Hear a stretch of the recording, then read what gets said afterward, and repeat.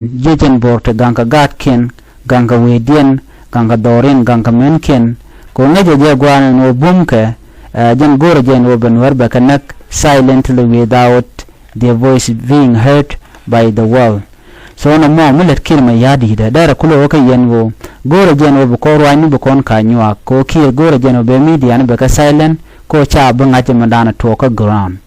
So na me kel mi chikana report ki mi chikana lat bikan penny bikan ka report mani nyingten kono tika YouTube and lat kenen wo ite ke the speech at lat ke ka chikana gorno bikan killing of NUER people bikan pal kona kan wana chianka kane all the media should be silent when they are killing NUER people. Na me shi chuang kana metela ja ka justice ba and obramimo mu ye ko de ja look we just silent. So kid is a silent killer against the NUER people. So kuja mo media na kon biga yek open gwanten kon to right content na miteka media mudo kon right timbo dentin kon lat korodian dena ka lada winmon bikan kalinga to kolin kan jamo dera magwa kishi ngaje no tidial cha kalinga tama men jega lada kan wore so ko kuja mo telemin nanga kanyin kon mitemi lada we have to resist him ka bukon to resist against his regime katada mega innocent children innocent elderly women so to togan dial katagoro bana ke gwich na me jom dogo kondial kirma yadi dictator and NUER more than 40,000 or 400,000 people check a kill ke 2013 and is about to commit this atrocities again in this 2025. We cannot be allowed by the NUER people by any means. We have to condemn him and bana the demand ben wojen darabin pindo wikwam na me jomo do hi ndial koncha silent ke media ko bana juice content we kan wer kon bana kalat leren wandien gwasame shikeme yadit shene ka shaka wuch wikwam ne kan ite konte cha wuch wikwam ne kanware bana jo me bana je linkel ne tin content cha wuch en kirme yadit kaneka negative content kel kaja wache wun mishal ka to shan che jawuch to shan red bana jeling ka bana jome bana jeling are ler kana me men bi angach ala reshuffling ka kire no lara ma wuje ka baradien be je kwenten wa do goro cha junen content chu cha bling kaja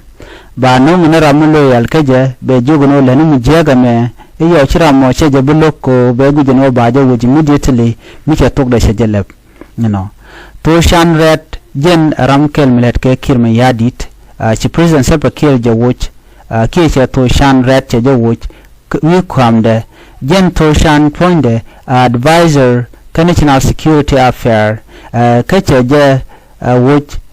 ka jen position mo ka shwo je mo ka mumo je ka kom la director general of the External Security Bureau mutani kajan National Security Service ba allo che do kajan commercial ka la che do ka advisor ka National Security ka che do com Director General of the External Security Bureau ba kajan National Service ki Security Service mo alakin yadit che ne tin wan che go watch che do me che lat KSSBC ngai kon melat kirma yadi da ne chiang lani to mala ka mala wuje shit ke wuri shal ka meto shan red wa general dit ke general michelat ne ka gwade dan wa gwada na she witina la advisor sharar din je kwenten wuri michel ka general Simon yen ka shoje wuch wi ko amdana titin an titi wen ya la da ka tian ka war ka shenga jandang diok ka pai ngwaron kin dangro jandang ro diech chikir chana mocha je ladi no nyok chikir ma yadit charadin che nyok mu je charadin che mu ka position an gwadme wa she wurishal ke wurishal ma dodut je kwanya la new presidential advisor ka national security affair gwada danen che wude me che wutin chikir yadit bo charadin mu chale kwa ja ko model che wudbo an gwadmo the Secretary of the Ministry of Trade, Industry, ka cha gwar si je kamun radadin mishala sher John manyot a sher John mo je Ramadan dong chila kwar so kir mi yadi che dikri mo che jela tiang ngai kon kir mi yadi ni siang mu wo jana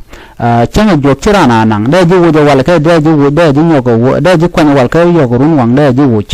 ki de ji kwan wal de ji wo yo ka tiang ko de fan ka mu da na te ka je to te ke mu ne to gol jo me jenda na gora de nyora yekel ni jiram jidit kan wa online tv channel gora no jin bi nyora nas ko ken biata kamal bye bye